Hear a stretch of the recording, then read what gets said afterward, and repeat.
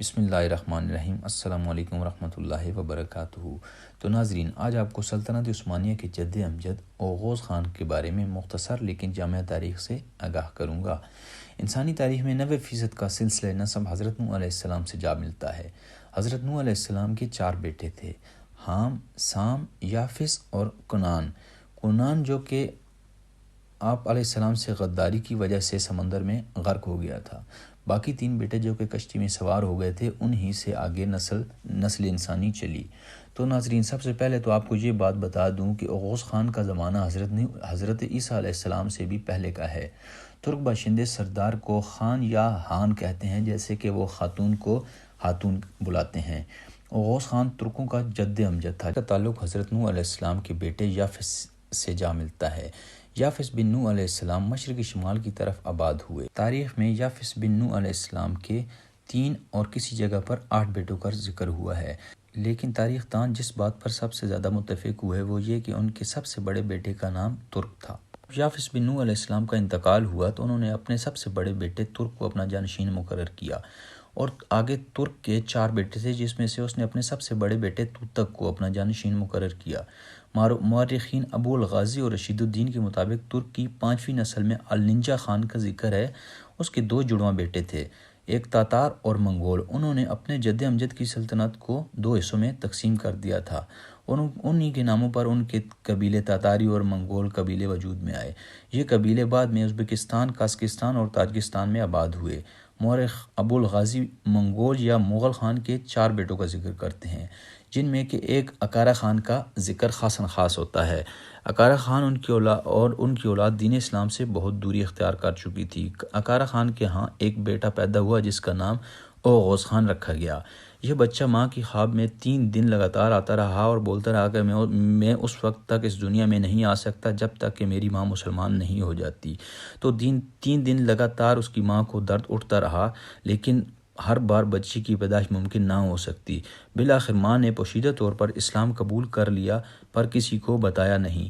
اکارا خان اسلام کا سخت مخالف تھا۔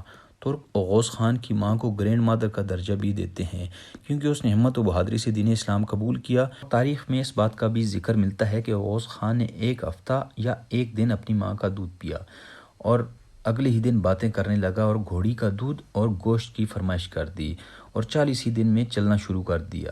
اوغوز خان جب جوان ہوا تو اوغوز خان نے اپنے ہی 2 چچا کے بیٹیوں کے ساتھ شادی کی، اور ان کو اس نے اسلام کی دعوت دی، لیکن انہوں نے اس سے روگردانی اختیار کی، جس کی وجہ سے اوغوز خان نے پہلی 2 شادیاں چھوڑنی پڑی، اور پھر تیسری شادی اس نے اپنے تیسرے چچا کی بیٹی کے ساتھ کی۔ اور جب اس کو دین اسلام کی دعوت دی تو اس نے دین اسلام قبول کر لیا، اور اس نے وفاداری کا مظاہرہ کیا، اور اس نے یہ جواب دیا کہ جو تمہارا دین وہی میرا دین، جو تمہارا مذہب وہی میرا مذہب۔ اور جب یہ بات قبیلے والوں کے علم میں آئی تو وہ سیدھا اوغوز خان کے والد اکارا خان کے پاس گئے اور انہوں اس کو اس بات کی اطلاع دی۔ کیونکہ اکارا خان اسلام کا سخت مخالف تھا تو اس سے یہ بات برداشت نہ ہو سکی۔ اس نے تلوار اٹھائی اور اپنے بیٹے کو قتل کرنے کی غرض سے اس کے خیمے میں داخل ہوا، تو اوغوز خان نے اپنے والد کو ادھر قتل کر دیا۔ تو یہ اوغوز خان کی سب سے پہلی اسلام کے لیے لڑائی تھی۔ اوغوز خان کے اس شادی میں سے 3 بیٹے پیدا ہوئے، اور پھر اوغوز خان نے 4تھی شادی کی، اس میں سے بھی 3 بیٹے پیدا ہوئے۔ اوغوز خان نے ابھی تک لشکر نہیں بنایا تھا، تو انہی دنوں ایک اژدہا نمودار ہوا جو کہ قبیلوں کے لوگوں اور جانوروں کو نقصان پہنچاتا تھا۔ تو اوغوز خان نے اپنے قبیلے والوں کی مدد سے اس کو قتل کیا اور سام کا خاتمہ کر دیا۔ اور اسی کی بنیاد پر اوغوز خان نے پہلی ترک فوج تیار کی جو کہ 40 بندوں پر مشتمل تھی۔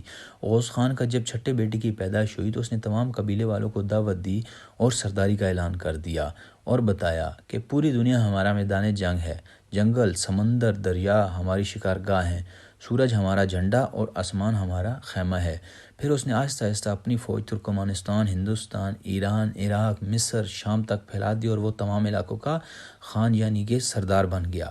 اوغوز خان نے مرنے سے پہلے جو وصیت کی تھی اس کے مطابق اس کے سارے بیٹے مختلف سمتوں میں پھیل گئے، اور آگے ان کی اولادوں کی بھی اپنے اپنے قبیلے وجود میں آئے۔ تاریخ میں 24 سے لے کر 30 قبیلوں تک ذکر ہے، اور اس کے بعد سب کی آپس کی مخالفت اور دین سے دوری کی وجہ سے سب نے آپس میں علیحدگی اختیار کر لی، اور اس طرح اوغوز خان کی سلطنت ایک دفعہ پھر بہت سے ٹکڑوں میں بٹ گئی۔ رشید الدین ہمدانی کے مطابق ترکوں میں اسلام آپ حضرت محمد صلی اللہ علیہ وآلہ وسلم کے ظاہری حیات مبارکہ کے وقت آ گیا تھا، جب ایک سردار نے اپنا ایک سفیر آپ حضرت محمد صلی اللہ علیہ وآلہ وسلم کی خدمت میں بھیجا، جو کہ آپ صلی اللہ علیہ وآلہ وسلم سے متاثر ہو کر مسلمان ہو گیا۔ واپسی پر اس نے قبیلے کو اسلام کی دعوت دی، مگر چند ایک کے علاوہ کسی نے بھی اسلام قبول نہ کیا، تو انہوں نے اپنی راہ قبیلے سے علیحدہ کر لی۔ تو سامعین کرام، اس ویڈیو کا اگلا حصہ اوغوز خان کی اولاد اور کائی قبیلے کی بنیاد، کیزل بوغا جو کہ غازی ارطغرل کے پردادا تھے، سب کچھ شامل ہوگا۔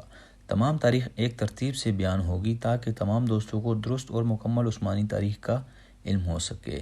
اور کمنٹ سیکشن میں پلیز ضرور بتائیے گا کہ آپ کو یہ ویڈیو کیسی لگی، اور اپنا اور اپنے چاہنے والوں کا بہت خیال رکھیں، کیونکہ اس مصروف دنیا میں اگر کوئی آپ کی کیئر کرتا ہے تو آپ بہت خوش قسمت ہیں۔ دعاؤں میں یاد رکھیے گا۔ اللہ حافظ۔